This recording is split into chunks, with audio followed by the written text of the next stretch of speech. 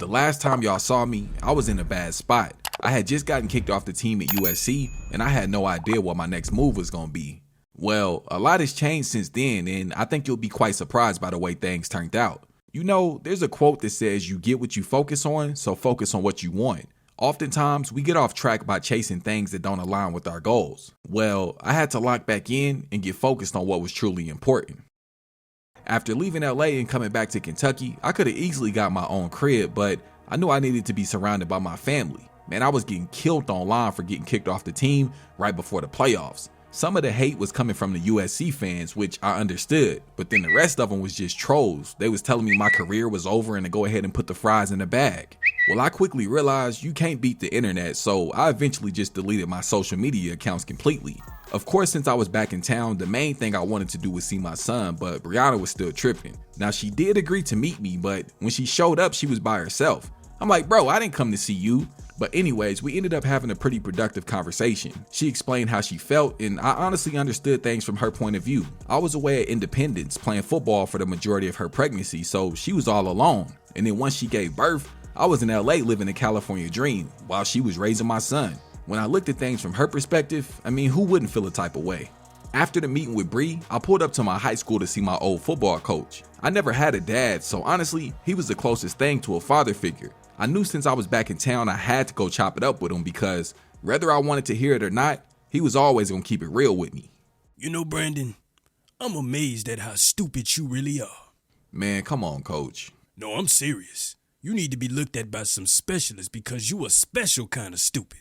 I mean, for you to have that type of potential and throw it away is insane to me. But I'm saying, coach, it wasn't even my fault. Man, I don't care whose fault it is. All I know is that you went down there to them white people's institution and you showed your ass. Now you sitting here in my face looking stupid. Look, man, you only get so many opportunities in life, and you already wasted 2 of them. Now you keep on keeping on, and you gonna be right back here with me, poisoning the brains of our future leaders of this country. I'm going on home. Lucille done made weenies. Once again, coach was absolutely right. I mean, I had lost my scholarship offer to Kentucky. Then I got the opportunity to go play at USC and got kicked off the team there. I have way too many people depending on me not to make it. I can't afford to fail. It was at that moment that I knew exactly what my next move was going to be. Northern Illinois University would be my next stop for my junior year. It's crazy. I really went from playing JUCO football, then to the Big Ten, and now I would be playing in the MAC conference. But honestly, I think this was the right move. And shout out to my boy Nasir, man. He did a hell of a job recruiting me. But look, the NIU campus was cool. Now don't get me wrong, bro. I wouldn't say that it compares to USC or anything like that, but honestly, I think that's exactly what I needed, a small university. Yeah, I had to be real with myself and admit that I can't handle that party lifestyle. I need to be in a place where I can focus on school and football. Now they do got some pretty decent facilities there as well. I mean, everything is state of the art, a pretty nice sized gym to train in. Plus they got an indoor and outdoor practice facility. But the one thing, the one thing that was hard to get used to, man, was my dorm room. I mean, my apartment at USC was like a penthouse compared to the room I had here at NIU, but of course, I made it work. Now, I wanted a complete fresh start when I got to NIU. Yeah, I was throwing the whole B. Jones character out the window, and unfortunately, the Cybertruck had to go with it. I no longer wanted the extra attention off the field, so I had to let it go, but I mean, it was good while it lasted. But anyways, look, my boy Nasir had put on a lot of muscle, and honestly, I was low-key suspicious. Like, I thought my guy was juicing or something, but nah, he put me on game. See, he had been taking creatine and protein for the past few months, and my dog was on swole. So of course, I went and grabbed me some, and we both hit the gym together. Now, me and bro decided to arrive on campus about a month earlier than everybody else, so that way we could lock in and get in some extra work. Nasir is a DB, and obviously I'm a receiver, so of course, we swapped secrets and shared a few pointers with each other. I'm telling you, bro, it was some amazing work. So by the time the season started, we was on point.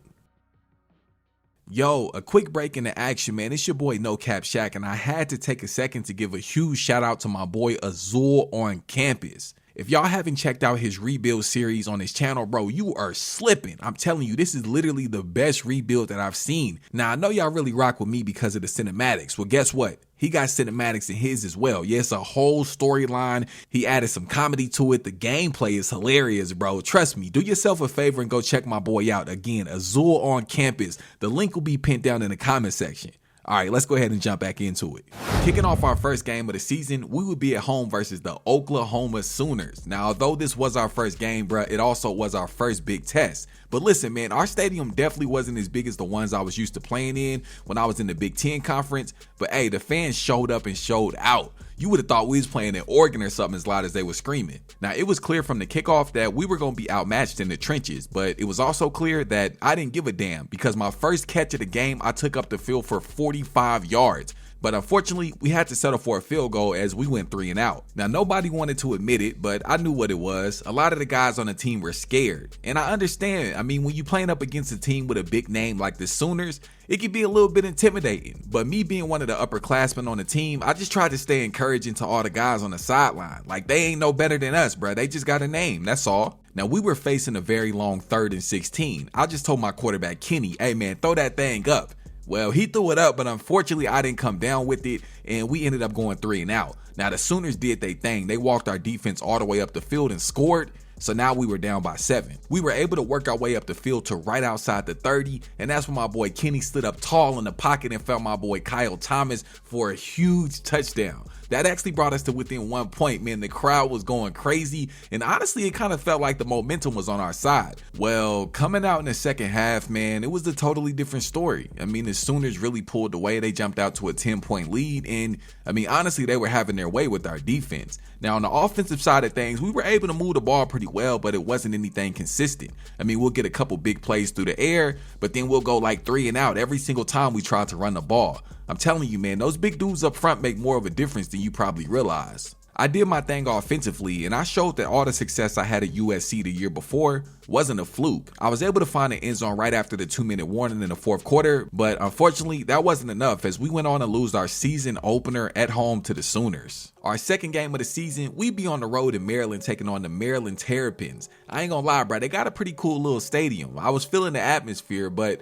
forget all that, man. They was a Big Ten team, so I knew they was gonna be dangerous. So I made sure I was locked in, and I made for damn sure the rest of the team was locked in. We had already lost 1 game of the season, and I swore, bro, if we went 0-2, I was jumping in the portal. Now, the one thing I wanted to make sure we established was the run game. Even if that meant I had to block like crazy on the outside, then so be it. But hey, man, we jumped out to a 7-point lead as my boy Kyle Thomas was able to come down with a 25-yard reception in the end zone.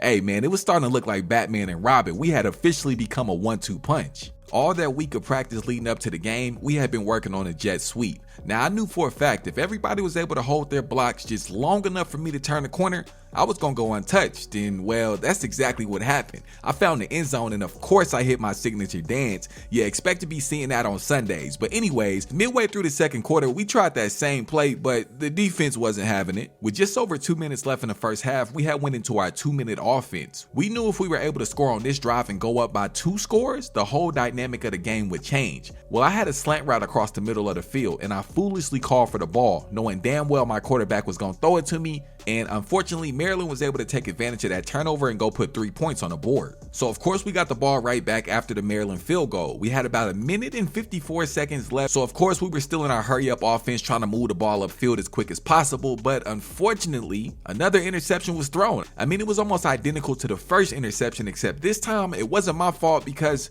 I didn't call for the ball, bruh. Jumping ahead to the 4th quarter, the whole dynamic of the game had changed because now we were trailing by 3, but there was no need to panic. We had possession of the ball and we had 3 timeouts, so we were actually trying to burn some time. Yeah, we were letting the play clock hit almost 0 before snapping the ball. We were killing the Maryland defense with those crossing routes. It was nothing they could do. I mean, they tried man, they tried zone, but every time it resulted in a 10 and 12 yard completion. We had moved the ball to right inside the red zone. It was 2nd and goal with like 35 seconds left. The quarterback sent the running back in motion, bro. I had the slant route and everybody knew the ball was coming to me, but unfortunately, it was another interception and we went on to lose our 2nd straight game. We started 0-2 on the season, man. We were 0-2 coming into week 3 on the road versus Mississippi State. I wasn't happy, bro. I ain't even gonna lie. I ain't gonna try to hide it. I was upset. I mean, I hadn't been on a losing team since. But look, before the game, the coach had all the team captains stand up in front of the team and give some type of rah-rah, hoorah speech, but I wasn't with none of that. I looked everybody in the eye and I just said, do your job. And they know I meant business. I told them, like, listen, if you do your job, we'll win the game. That's simple. So that's the mindset we approach week 3 with. Just do your job. We came out fast, focused, and disciplined in the first quarter. In our second drive up the field, we were able to find the end zone, taking a 7-point lead to start the game. But I can't say the same thing for Nasir and our defense. Like, bro, I don't know what was going on, but they was getting pushed around. I mean, the Mississippi State offense scored on them back-to-back, like on back-to-back drives.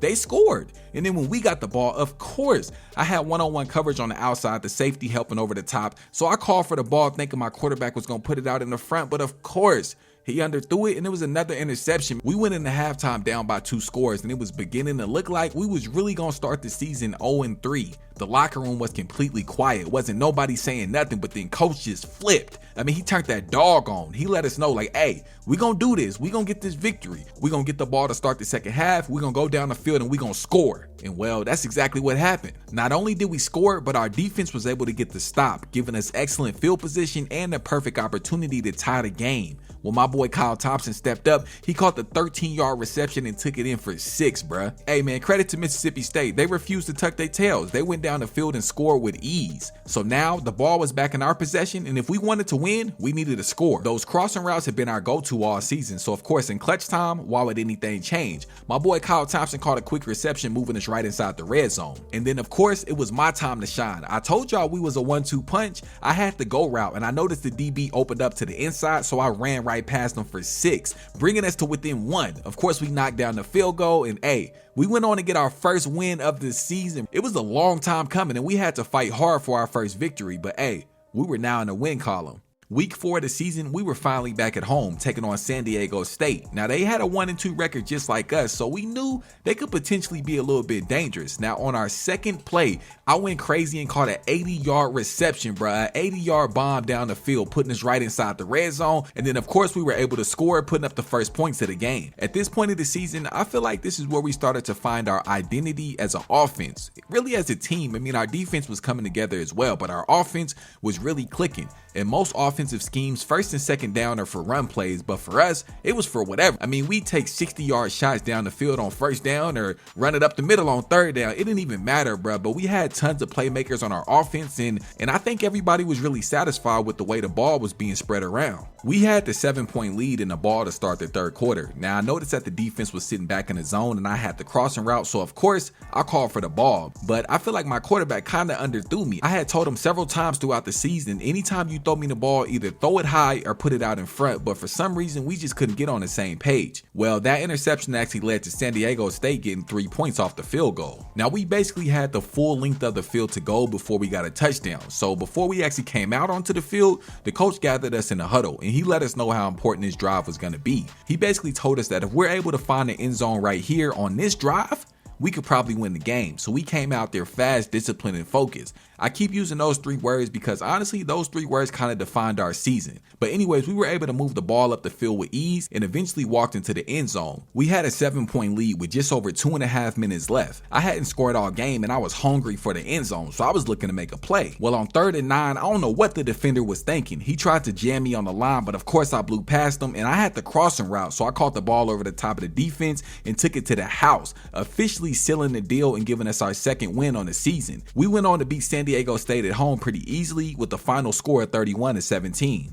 The next week, we be back on the road taking on 0-4 Kent State. Now, they were 0-4, so obviously they weren't having a good season, but they were still dangerous because I know they would be looking to give somebody a loss. Anyways, this was our first rain game, so I went ahead and pulled out the long sleeves. Now, I gotta acknowledge their stadium. It kind of reminded me of those old high school games. You know, when your team make it to state so you get to play at the college? Yeah, man, it kind of reminded me of that. But anyways, back to the task at hand. I was able to score the first touchdown of the game, and I put a little bit of sauce on it with the spin move. But Kent State, they went right back out and scored a touchdown of their own. Now, the one thing I really wanted to focus on again was getting that run game going, and we were able to do exactly that, as my boy was able to pull off a huge run up the middle of the defense. Well, as you can see, that drive came to a screeching halt due to an interception. Of course, I was running across the middle, I called for the ball, my quarterback threw it, and it ended up in the defense's hands. That sounds pretty familiar, right? Yeah, that's because it is. As much as I want to blame my quarterback for all of these interceptions, unfortunately I can't because it's partially my fault. I'm the one calling for the ball, and like I said before, I know he's going to throw it to me, so I got to take responsibility as well. With literally 1 second left on the clock in the third quarter, we had the 11-point lead. Now, I had the crossing route, so if we going to talk about things being familiar, y'all should already know what happened next. I launched off the line and blew past the defense, and I caught a 75-yard bomb over the middle, bruh, and I took it to the house, man. And that gave us our third win on the season. Or so I thought. Look, I don't know what Nasir was doing, and yes, I'm blaming him because he's the face of the defense. Man, they gave up back-to-back scores, and the game went into overtime. It was 3rd and 4 in overtime, and we came up just short of the first down, so we had to settle for a field goal. Well, Kent State actually got a touchdown, and they ended up winning in overtime, handing us our third loss on the season. Week 5, man, on the road in Buffalo. We were 2-3 on the season. They were 1-3. But like we just saw, man, you can't take none of these teams for granted. Up until this point of the season, I had been preaching that whole, do your job and this whole, team thing and team orient, team this, team whatever. All that went out the window, man. When we had a 2-3 record, I started focusing on myself, and I'm not ashamed to admit it. I would consider this game versus Buffalo my breakout game. Honestly, I started to play selfish. I was calling for the ball on every play. I didn't care if it resulted in an interception, a turnover, or a touchdown, bruh. As long as you was looking my way, I was okay. Just give me a chance to make a play. And don't get it twisted. I let the team know what I was on as well. Yeah, I wasn't walking around with no attitude or no secret agenda. Now, I let everybody know when it comes to the offensive side of things, I get a team the best chance to win. So that means the ball needs to be coming my way at least 2 out of every 3 plays. We jumped out to a 10-0 lead, and honestly, we were having our way. I mean, I was doing my thing and the team was operating pretty smooth. This is exactly what we needed because we took a huge hit to our confidence when we suffered that last loss. So I think us beating up on Buffalo was like a confidence booster, if you will. Our defense was doing their thing as well. I mean, they fought extremely hard and pitched a shutout in the first half. Now, I thought we was done on offense into the second half, but hey, with 58 seconds left, we came back on the field for one more drive. With 8 seconds on the clock, I had the go route, and that's exactly what I did, man. I went straight to the end zone, my boy. I went almost completely untouched for a 50-yard house call. Now, that would actually be my last touchdown of the game, as I didn't play in the second half. I mean, literally like halfway through the third quarter, I had my phone out ordering food for after the game. But anyways, we beat up on Buffalo 41-26. It was on to the next one. Week 7, we were still on the road, but this time we were at Eastern Michigan University. Now, I can't lie, they got a beautiful stadium, but their team definitely isn't paying back the fans for it, as they were 0-5 on the season. But their record didn't matter to me or anybody else on the team because, as you've seen early on, the team with the worst records oftentimes put up the hardest fights. Now, at this point of our season, our team was going through a lot of changes. I mean, you could tell that a lot of the players had already mentally checked out, but me and Nasir and a few others, we was still locked in because it was a lot bigger than our record. It was a lot bigger than trying to make a bowl game or win a national championship. Nah, I was trying to make it to the next level, so I was still locked in. Our rushing attack was on point this game. Honestly, this is one of the few times that I could say this season that our offensive line was a lot better than the opposing team's defensive line, and it definitely showed. My energy and attitude hadn't changed from the week before. Yeah, I was still being selfish, and honestly, I didn't care. So you'll notice on a few of these plays, I wasn't even open, but I was still calling for the ball. Well, I would actually get my first touchdown of the game towards the beginning of the second quarter, and we jumped out to a 10-point lead. EMU refused to back down, and they actually came back and took the lead. Look, I don't know what it is about these teams with these horrible records, man, but they be bringing the smoke, bro. I gotta hand it to them. They don't got nothing to play for, but they still be playing hard. On 2nd and 4, we ran a fake end around. I came off the line in the motion, and I just went straight upfield. Now, we had ran this play a few times in practice, but this was the first time we ever ran it in a game. And bro, it worked to perfection. I was wide open and made a house call. It was like 66, 70, maybe even 80 yards, bro. I don't even know, but I was completely untouched, and we went ahead and snatched the lead back from EMU. Then on 2nd and 9 on our next drive, I had the corner route, but I found myself wide open in the end zone, completely untouched again for 6 points. We went on to beat EMU at their house 41-34 and improved our record to 4-3 on the season. Week 8 of the season, we be at home taking on Ohio University. Not Ohio State, they little brothers, Ohio University. Now, this was our first night game of the season, and I don't know what it is, man, but it's just something about those night games that really make me fall in love with the game of football all over again. I honestly think it's playing under those bright lights. Man, I just feel like a superstar every time I step on the field for a night game. We came out in this game running the ball early. Yeah, we were definitely trying to send a message that we were the stronger, more aggressive team. And I was blocking like crazy on that left side. Yeah, I don't want NFL scouts to say, run blocking is my weakness or nothing like that. So I was doing what I could. But anyways, my boy Jalen Poe, or JP as I like to call him, was doing his thing. I think he had like 15 rushes for almost 100 yards in just the first half. But of course, it was only a matter of time before I left my mark on the game. I had a go route, and like I said before, I went straight to the end zone and scored 6 completely untouched. And like I always say, man, the one thing I want y'all to pay attention to, I'm doing all this with inside the offense. Yeah, I'm not out here running my own routes or just running slants. No, I'm literally running the route given. I'm just making plays, bro. But I wasn't done. On our very next drive, I had a corner route and I almost took that thing to the house. But not only that, I had officially passed 3,000 receiving yards from my career. Hey man, listen, men lie, women lie, but them numbers don't. I'm really one of them ones. We went on the cruise to a victory, beating Ohio at home 38-10. I actually had a hell of a day, finishing with 12 catches for 239 yards and 4 touchdowns. We were 5-3 on the season, and I don't know about everybody else, but at that point, my main focus was cracking into that top 25 and then eventually making it to the college football playoffs. Now, I know, bruh. I could have just been being delusional, but in my head, we still had a chance. Anyways, we were at the crib taking on Western Michigan. Now, if you look in the stands, bro, them fans were starting to show back up. Yeah, they kind of bounced on us for a little bit, but like always, man, everybody gonna bust that 180 when you winning. We jumped out with the lead after 2 huge plays on the ground. And then like clockwork, it was time for me to get mine. I had a go route and I went. Like I always say, man, I went straight to the house. I think it was like a 50 or 60 yard pass that I caught and took it to the house completely untouched. But I don't know though. I think I may need y'all help a little bit. I was sitting back really trying to decide like what type of wide receiver am I? Like, am I a playmaker? Because of course y'all know I can make plays. Am I a deep threat wide receiver? Because I mean, I could do that too.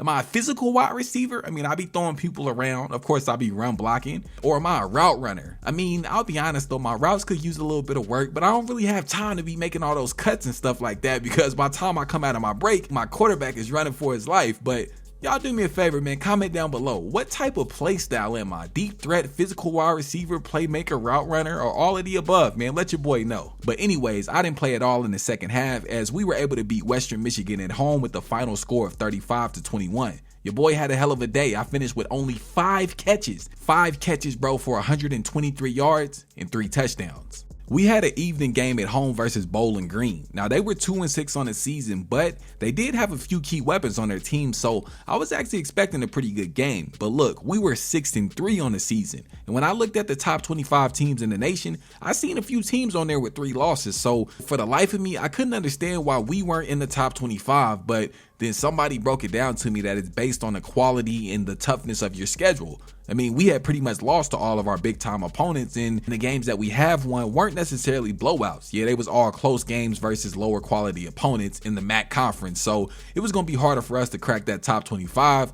I wasn't tripping though, I just kept grinding. I was able to find the end zone late in the first quarter, striking first and giving us a 7-point lead. Now, of course, I had to hit my signature dance. Before I know I said I wasn't much of a route runner, but I don't know, bro. That route right there was pretty clean, my boy. 14-all to kick off the second half, man. Bowling Green came storming back. I tried to tell y'all them boys had a few key players that could potentially give us a little bit of trouble. And speaking of key players, you'll notice one of their stars is matched up against me on defense. Now, I had just did them dirty on a drive before when I scored. Hey, why not do it again? I had the post route, but I ran it kind of skinny because I saw the safety helping over the top. I caught the ball, and once again, I went completely untouched for a 59-yard touchdown. Bowling Green came back and snatched the lead, going up by 3 points. We had exactly 2 minutes left on the clock and had to go 69 yards, almost the full length of the field. But hey, this is where players make plays, so it was time for me and the rest of the team to step up. We were able to drive the ball up the field to the 20-yard line with only 30 seconds left on the clock. 3rd and goal with 16 seconds left on the clock. We needed a touchdown to win or a field goal to tie. Well, the quarterback stood tall in the pocket and found my boy Chris Gore in the back of the end zone for 6, bruh. That toe tapping touchdown gave us the win at home as we were able to sneak past Bowling Green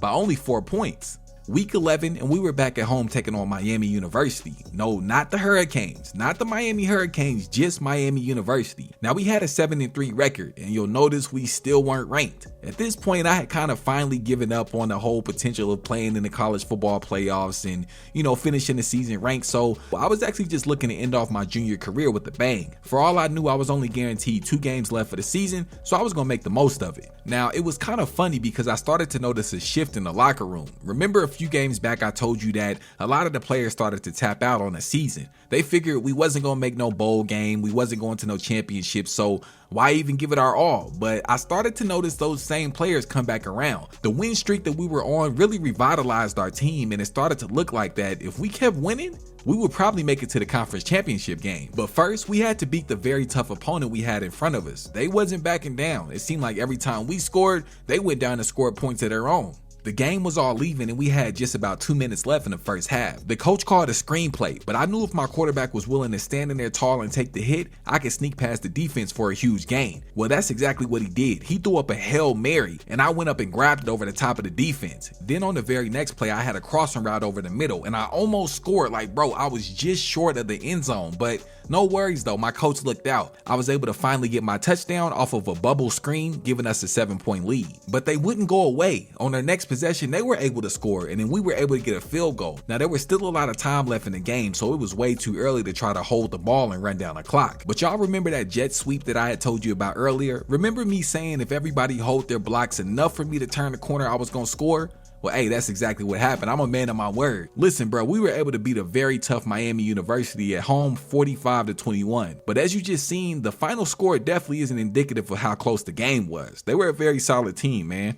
And what would be the final regular season game of my junior season? We'd be on the road taking on the Toledo Torpedoes. Well, it's actually the Toledo Rockets, but I feel like Torpedoes sounds a little bit better. Anyways, I know y'all see it, bruh. Don't try to act like you don't see it. Yeah, don't be acting blind, bro. Y'all see that 25 next to our name. We have finally cracked the top 25 national ranking in college football, bruh. We have been grinding for that number next to our name all season, and we finally got it. But now that we were ranked, we had an even bigger target on our back. Yeah, everybody would love to knock off a ranked opponent, but we wasn't even worried about that. Yeah, everybody's attention has shifted from being ranked to actually winning a conference championship game, and who knows what could happen after that. I mean, we had already won 7 games on the season, so we were guaranteed to go to a bowl game, but nah, we was focused on that hardware. Yeah, we wanted that trophy. We had just under 30 seconds left in the first half and we were trailing by 3. Our goal was to either tie the game up with a field goal or take the lead with a touchdown before going into the halftime. Our clock management was on point as we were able to move the ball up the field with ease. On 2nd and goal with only 8 seconds left in the quarter, I had the fade route to the back of the end zone. Now the defender was playing me to the inside, so I went with it, but then as soon as he least expected it, I broke to the outside and caught the touchdown.